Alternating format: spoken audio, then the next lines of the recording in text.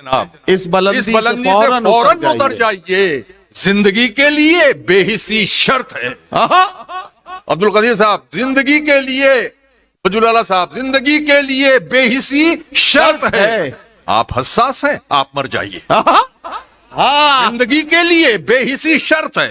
आप हसास हैं, आप मर जाइए। यार ये गजल में ही कहा जा सकता है ऐसे। वाह वाह वाह वाह वाह। खराब वक्त में इज्जत रहे संभाले हुए, कभी ना जेब में सिक्के रखे उछाले हुए। वाह वाह वाह वाह। कभी ना जेब में सिक्के रखे उछाले हुए।